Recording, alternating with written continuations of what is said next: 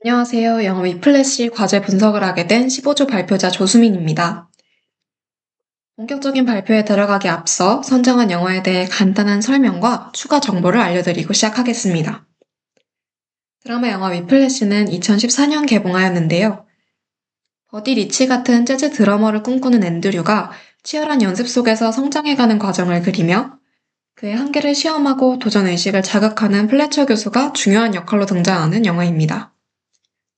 또 추가 정보에서 보면 영화의 감독인 데이미언 셔젤은 평소 무성 영화와 뮤지컬 영화에 깊은 애정을 갖고 있는데요.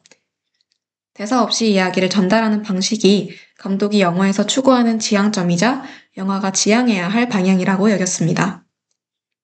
때문에 그는 영화 제작 과정에 있어 무성 영화에서 볼 수 있는 가장 순수한 영화적 요소들인 소리, 화면, 색감, 음악, 카메라 움직임, 편집 등과 같은 지점들을 중시합니다.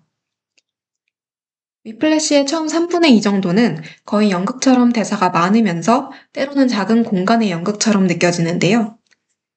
마지막 부분, 특히 앤드류의 독주 장면으로 갈수록 감정과 연출이 점점 고조되며 순수한 영화적 표현을 담아내려는 감독의 지향점을 발견할 수 있습니다. 감독 본인은 대사가 없는 영화는 짜릿한 경험이었고 마지막 앤드류의 독주 장면을 이 영화를 만든 이유라고 밝히며 가장 자랑스러운 시퀀스로 꼽은 바가 있습니다.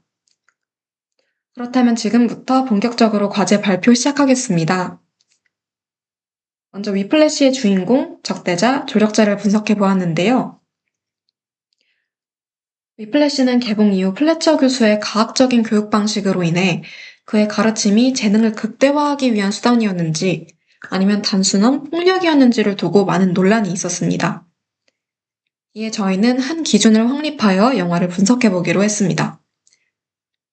바로 특정 인물이 앤드류의 드러머로서의 성장서사에 어떤 역할을 했는가의 기준인데요.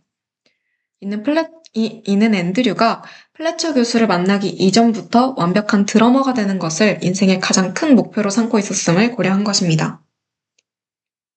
먼저 주인공은 세계 최고의 드러머가 되기 위해 플래처의 과학적인 교육 방식에도 완벽을 추구하며 극한으로 노력하는 쉐이퍼 음악대학의 신입생 앤드류 니먼입니다. 그리고 드럼 실력 향상이라는 관점에서 보았을 때 적대자는 플래처의 폭언에 자극받으며 성장 욕구에 불타 연습에 몰두하지만 뜻대로 되지 않고 자신의 한계에 부딪히는 앤드류 니먼 본인으로 분석했습니다.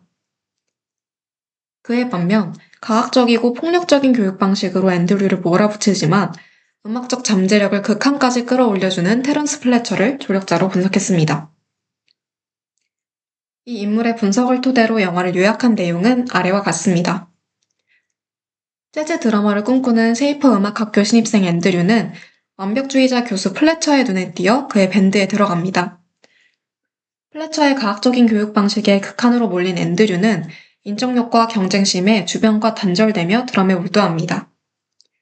하지만 공연 당일 교통사고로 무대를 망쳐 제적되고 이후 플래처 교수 고발 사건에 가담하게 됩니다. 그 후 우연히 다시 만나 무대를 함께하게 된 플래처의 공연에서 준비되지 않은 곡으로 망신을 당하지만 그는 카라반 독주로 재능과 집념을 증명하며 결국 스스로의 한계를 돌파하고 그가 바라고 원했던 진정한 드러머로 거듭나게 됩니다. 그럼 본격적으로 액트 분석으로 넘어가겠습니다. 액트 1 익스포지션 부분입니다. 쉐이퍼 음악학교에서 재즈 드럼을 전공하는 1학년 신입생 앤드류 니먼은 전설적인 드러머 버디 리치를 롤모델로 삼고 밤늦게까지 홀로 연습에 몰두하는 열정적인 학생으로 그려집니다. 인사이팅 인시던트에서는 어느 날 혼자 연습하던 앤드류의 드럼 연주를 우연히 플래처가 듣게 되고 플래처 교수는 앤드류를 밴드의 드러머로 발탁합니다. 하지만 첫 연습에서 완벽하지 않으면 의제를 던지고 모욕적인 언어폭력과 심리적 압박을 가하는 플래처의 모습에 앤드류는 큰 충격을 받습니다. 액트 2 라이징 액션 앤 크리시스 부분입니다. 처음에 앤드류는 충격을 받지만 그의 과학적인 교육을 자극제로 삼아 드럼에 대한 욕망을 키워나가는데요. 연인이었던 니콜에게도 이별을 고하고 휘범벅이 된 손을 얼음물에 담가가면서 본인을 고립시키며 연습에만 몰두합니다. 하지만 공연 당일 앤드류는 교통사고를 당하고 무대에는 올랐지만 결국 연주를 멈춰버립니다. 이로 인해 플래처는 그를 무대에서 내쫓고 분노한 앤드류는 플래처를 무대에서 폭행합니다. 결국 그는 음악 학교에서 퇴학당하고 이후 플래처도 제자 학대 혐의로 학교에서 해고되는 위기의 순간을 맞게 됩니다. 액트 3 클라이막스입니다. 앤드류는 우연히 재즈바에서 공연하는 플래처를 만나게 되고 플래처는 그를 공연의 드러머로 제안합니다. 하지만 사실 플래처는 앤드류가 자신을 학교에 고발했음을 알고 있었고 이에 무대 당일에 앤드류에게 미리 알려주지 않은 곡을 지시하여 공개적인 굴욕을 줍니다. 그러나 앤드류는 자신의 방식대로 연주를 진행하며 무대의 주도권을 쟁취하는데요. 현란하고 완벽한 앤드류의 연주는 마치 그가 롤모델로 삼아온 버디 리치를 보는 듯한 장면이 그려집니다.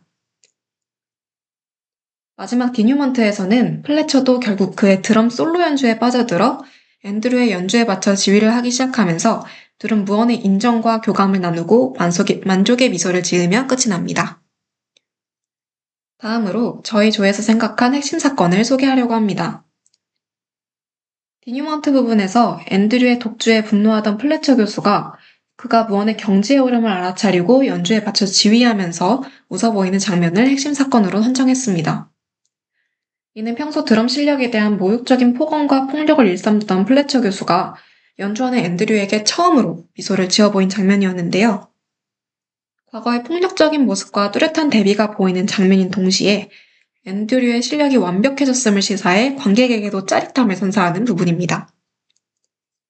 플래처 교수가 의도적으로 앤드류가 모르는 곡을 연주하게 하여 공개적인 굴욕을 주었지만 그가 굴하지 않고 다시 자리에 앉아 시작한 즉흥 연주이기 때문에 당시 플래처 교수의 입장에서는 격노할 만한 상황이었는데요. 위에서 언급한 것처럼 미소 지으며 앤드류의 연주에 맞춰 지휘하는 반응이 나타났다는 점이 더 파격적으로 다가옵니다. 또한 영화를 마무리하는 방식이 일반적인 방식과는 다르다는 점에도 주목할 수 있습니다. 이 장면은 앤드류의 드럼 실력이 상승했다는 것을 대사를 통해 전달하는 일반적인 방식에서 벗어나 있는데요. 대신 그의 피나는 열정에 큰 자극제로 작용했던 플래처 교수의 웃음과 지휘의 반응을 통해 이를 간접적으로 표현했습니다. 이 표현 방식은 관객이 앤드류의 훌륭한 드럼 연주에 완벽히 몰입할 수 있도록 했습니다. 이에 이 장면을 영화의 핵심 사건으로 선정했습니다. 발표를 마무리하기 전에 플래처 교수의 대사 하나를 말씀드리면서 영화 위플래시 분석 마치려고 합니다. There are no two words in the English language more harmful than good job. 이 대사는 우리가 살아가며 얼마나 자주 안전한 만족에 머무는지 그리고 그것이 얼마나 해로운지를 되돌아보게 만듭니다. 영화 위플래시는 관객에게 플래처의 폭력적인 동기부여가 정당화될 수 있는지에 대한 질문을 던집니다.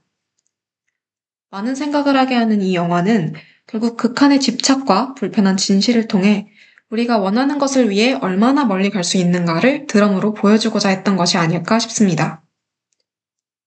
이상으로 영화 위플래시 분석을 한 15조였습니다. 발표 들어주셔서 감사합니다.